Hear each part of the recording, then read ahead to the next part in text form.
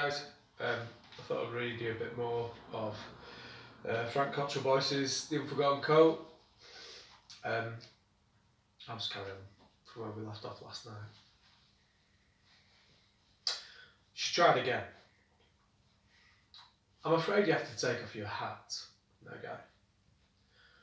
No, said Chingies. And now everyone looked at Mrs. Spenlove. We can't have people wearing hats in class, Chingies. Everybody looked at Chingies. This was like watching high-tension tennis. It would be dangerous to take off my brother's hat. How can it be dangerous to take off his hat? Is his head not securely fastened to his neck? She got a laugh for that. The laugh gave her some edge.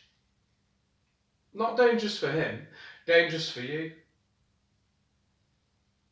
Mrs. Spenlow frowned. Was he threatening her? If I take off his hat, he continued, maybe he will go insane and kill everyone. He was definitely threatening her, threatening all of us with his little brother. Chingies, when you need your eagle to be calm, what do you do? I don't know. And she looked around the class. Did anyone know? Why would anyone know? Of course, he said, you cover its eyes with a hood. When you want the eagle to fly and kill, you take off the hood. My brother is my eagle. With his hood on, he is calm enough. Without his hood, I don't know what he will be like. Year 6.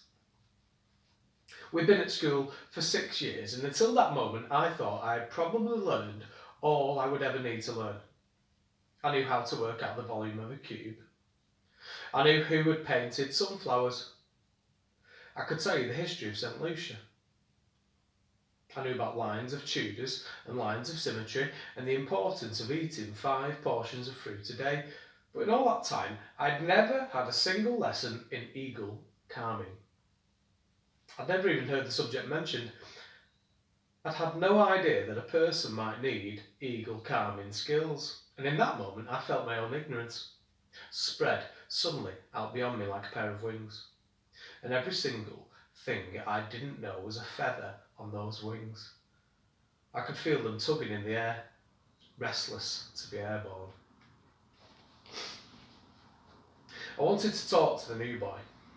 I wanted to talk about eagles, but Mimi seemed to regard the whole Chingies incident as a minor interruption in the ongoing global cosmetics conversation. Only the boys were interested. At lunchtime, dozens of them crowded round Chingies and Nurgai, asking them if they really had eagles, how big they were, and whether Chingies was a liar or not. Where do you get the eagles from then? Eagles are us. Everyone has eagles where I come from. Where's that then? Mongolia. They poked and pestered little Nurgai, who still had his hat pulled right down, hiding his eyes. They kept telling him to make eagle noises. The kid, Nurgai, huddled down in his coat, pulled his arms out of his sleeves and crossed them over his chest. His sleeves were flapping loose, and he did fully look like a bird. Then Chingies spotted me over their heads and shouted, You come over here and help. I didn't really know what he expected me to do, but I was fully delighted to be asked. I slid past the boys and then turned on them. All right, I said, move on. Haven't you seen a pair of Mongolian brothers before? No. Well, you have now, so move on. As if they're Mongolian anyway. It was shocking. Why would they come here from Mongolia? They're probably from Speak. Everyone agreed that the brothers were probably from Speak, and then went back to their game of footy.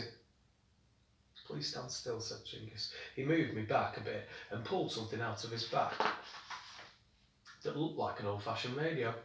When he pressed the button, it made a whirring sound, and the top half shot open and a lens popped out.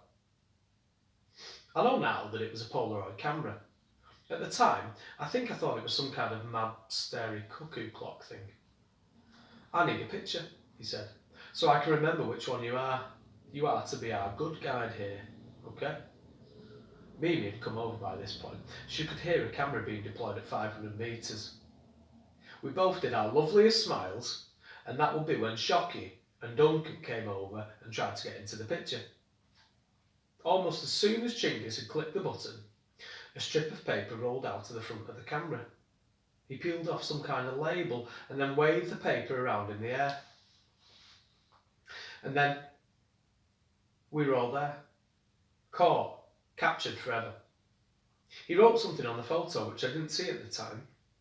I saw it for the first time today. He'd written, "Our good guide." "You'll be our good guide," he said.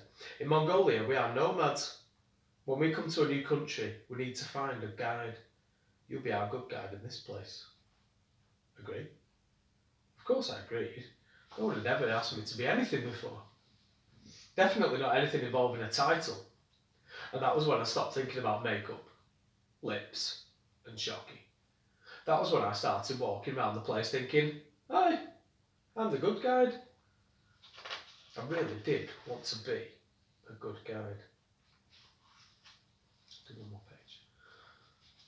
There's a picture there. That's not Nurgai's coat in the picture. That's Chinggis's coat. I saw that coat today for the first time since we all left. I'd heard that they were going to knock the school down this summer.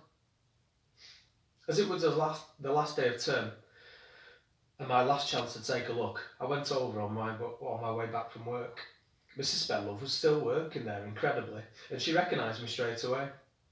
34 years she'd taught there. Imagine that.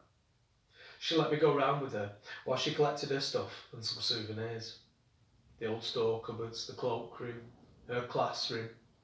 And there, at the back of our old classroom, was a big blue plastic tub with "Lost Property" written all over it.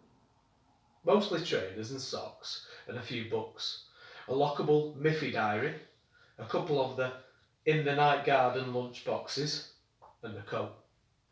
The unforgettable coat of Chinggis Tool. I lifted it out and I held it up at arm's length. I wish I could say it looked like a bird, but it was more like a big hairy bat just hanging there. I went through the pockets, the way you do.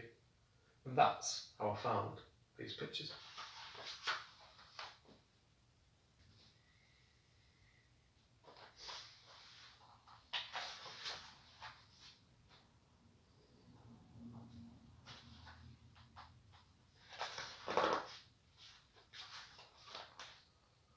Read this last page.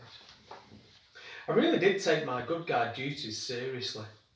I took Chinggis and Nurgai to the dining hall every lunchtime, made sure they could sit together, even though I didn't have dinners myself. I made sure they knew what they had to bring for games and swimming. I told them to lose the weird looking coats and wear something normal. And when it was our class assembly, I lobbied for it to be all about Mongolia, thinking that Chinggis would join in and maybe even be pleased. But it didn't work out that way. I brought in pictures and looked stuff up on Wikipedia for the first time in my life. He did nothing. Even on the day, he just stood there, looking Mongolian, while I told the school all I had learned about Mongolia, a landlocked presidential republic in Central Asia. Was the most sparsely populated country in the world, where a lot of the people were still nomads who lived in big tents called yurts, and the men liked to hunt wolves with eagles. And how there was a city called Xanadu, which was the fifth great Khan's summer capital. It had fountains and brooks and meadows and woods that were full of every kind of wild beast, and the Khan went hunting with his eagles there. The palace itself was made of tightly woven bamboo so that it could be taken apart and moved. Inside, it was all painted with birds and animals and trees so that you couldn't really tell if it were inside or out.